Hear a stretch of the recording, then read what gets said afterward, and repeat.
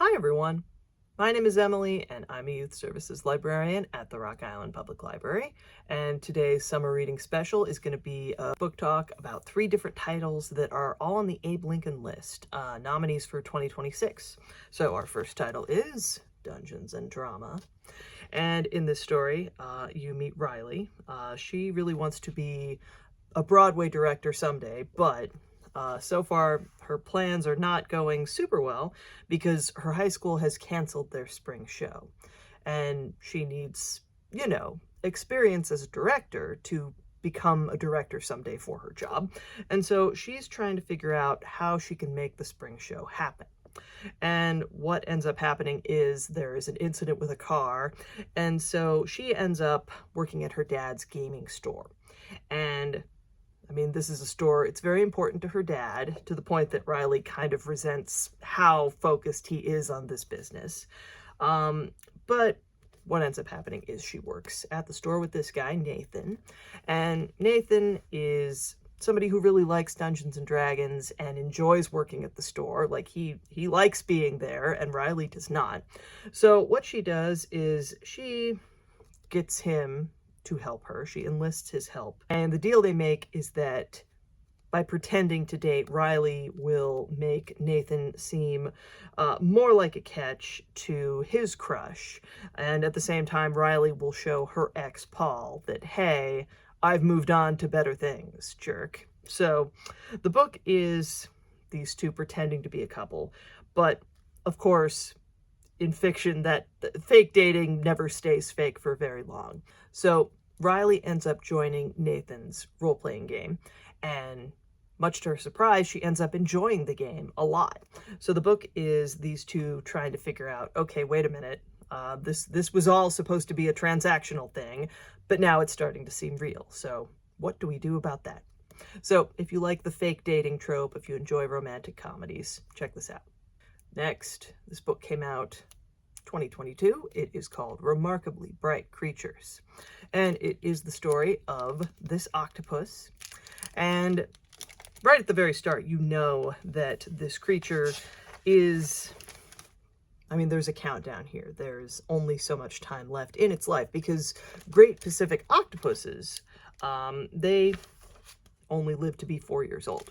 And so we know from the start, Marcellus is this octopus's name, has been in his tank at this aquarium for 1,299 days. And so 4 years, okay, the math on that is he has 1,460 days in his life. And that means he, at the start of this book, has 160 days left, at most. And so in the opening pages of this book, we meet this octopus. And then we meet Tova Sullivan. Now, she is a widow. We know right away from the start her husband has died, and she's taken this job cleaning at the aquarium just to have something to do, because she is grieving. And she also can't help but think about the fact that many years ago, her son Eric disappeared. He was 18, he graduated high school, and this was her only child. And what happened to him has never really been understood. Nobody knows for sure what happened to him. And so this has kind of haunted Tova for most of her life. People have said, like, oh, well, this looks like maybe, there wasn't foul play, like the police ruled that out. And then ultimately, because of what was found, a lot of people thought it was a suicide. But for Tova, that's just never made sense. And so the book is, early on, she ends up helping Marcellus, because Marcellus, like all octopi, as far as we know, is very intelligent. And so he's been sneaking out of his tank at night and eating food, various foods, like whatever he can find, whatever he can get his tentacles on, he will consume, whether that's sea cucumbers or whether it's like leftover Chinese food in the break room. But one night he gets stuck, and Tova like unplugs something, so he's able to get unstuck. And that is the beginning of their friendship, because she starts talking to him. She starts kind of confiding in this octopus, knowing that, okay, well, look, I'm kind of going through some stuff in my life. One thing that has happened to Tova that we discover early on in the book, she and her brother have not been close for a while. They didn't have like a big explosive falling out. Like, there was no fight, but at some point things changed, and so they weren't talking, and now Lars has died. So at the same time that this is happening, and I mean, Tova is sort of asked by the person in charge of settling her brother's affairs, like, hey, you know, can you come pick up his stuff? Okay, she's going to go do that. She's telling Marcellus about this. And we also meet this young man named Cameron, who's kind of in between stuff. And the book is gradually, we're learning how these characters' lives, like we know how Tova and Marcellus know each other.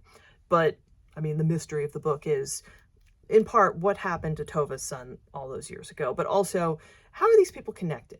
Like, what is connecting them, and how are their lives going to intersect? Because in reading it, you have a sense of, oh, okay, at some point we're going to find out how these people and octopi, what is connecting them, what we don't see at first, how they fit together, but at some point that is going to be revealed. So if you enjoy fiction that is, I mean, it's based in reality, certainly, the intelligence of octopi. We know a lot more about than we did even a few years ago, but obviously this is something, it hasn't actually happened, but it could happen. So if you enjoy marine biology, if you enjoy mostly realistic fiction, check this out. Last, this book is called You're Not Supposed to Die Tonight. And if you like horror movies, basically that's what this book is. Except the whole idea here, in this book, Charity is a final girl. She is playing a final girl at this very immersive experience. Like, the whole idea is this isn't really a camp, and she's not acting in a movie, but the whole idea with Camp Mirror Lake is that it is based on this popular series of slasher movies. And so this is a full contact terror game. And so everybody who comes and plays this game, you're trying to survive. You're trying to not be murdered by some kind of slasher. But in this book, what happens, because of course, things like this in fiction, they always go awry eventually. And so Charity, she is working with the other staff to try and just close up for the season. I mean, it's done. This is a summer job, and it's like, okay, well, summer's winding down, and it's the end. It's the end. It's the last night of the season. But a couple people haven't shown up for work. And, I mean, Charity at the start, like, I'm about a quarter of the way through the book, she's still, by chapter 4, thinking, okay, well, these people, they were kind of flaky. They left and didn't give notice. All right. That's not great. So she invites her girlfriend. She invites at least one other friend, and together with the remaining staff, it's like, all right, we got to close up for the season, and we're going to make this last night great. Except, as you could maybe guess, suddenly this game of pretending that people are being murdered, suddenly it becomes all too real. And so the book is Charity and these other people trying to survive the night, because the whole idea with the game is, well, Charity's the final girl, so of course she's going to survive. But that may not be the case here, because there is something going on in this place. There is somebody actually murdering people. And what happens here, what I will say, this is a slight spoiler, but you should think of this in terms of not just, okay, there's a murderer using the cover of this murder game to actually commit terrible crimes. No, there's also something supernatural going on. So if you enjoy that sort of thing, check this out. And that's it for today, but I'll be back again soon with another video. Thanks for watching, and enjoy your summer reading!